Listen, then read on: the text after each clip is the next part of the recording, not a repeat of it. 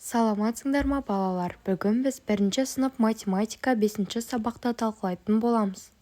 Видеоны көрмей салдың арнаға жазылып тіркеліп кет. Бүгінгі біздің өтетін тақырыбымыз 3 саны және цифры. 3 санының құрамы. Жаңаны оқып үйрену. 3 саны және цифрмен танысасың. Бүгінгі біздің өтетін тақырып 3 деген сан. Бірінші тапсырма.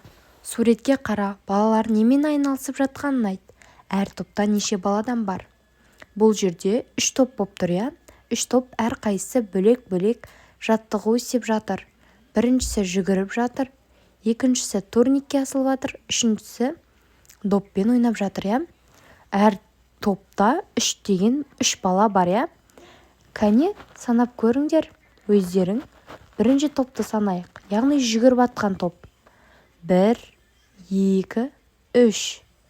3 бала бар, я, балалар? Сары киім киіп алған, ол бірінші топ. Екінші топты санайық.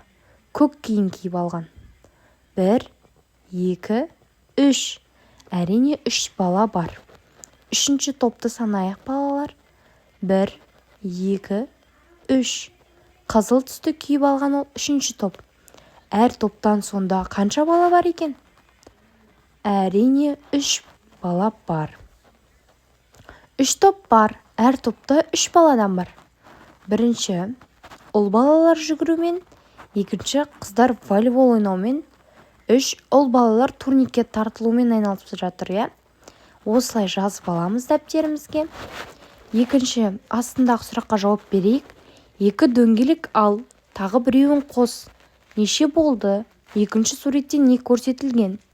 Қараңдар, 2 дөңгелек болса, оған тағы бір дөңгелекті қоссақ, неше дөңгелек болады?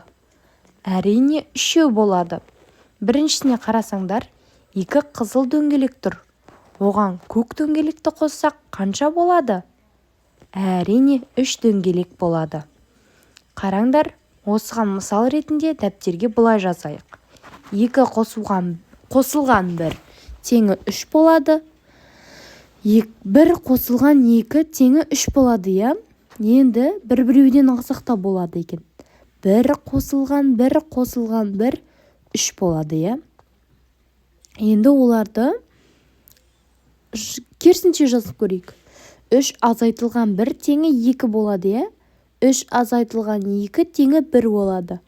3 азайтылған 1 ол 1 болады, я? Енді біз кейінгі тапсырманы орындайтын болсақ, 2 сан қай заттар 3-тен кем? Салыстыр. 3-тен кем заттар бұл біріншісі. 3, ал жанында неше боп тұр? Санайық, балалар, кән допты, баскетболдың допты санайық. Қызыл допты. 1, 2, 3, 4, 5. 5 топ боп тұр, я? Ал жанында 3 топ боп тұр. Енді бұл жерде қараңдар. 3-тен 5 боп тұр, я?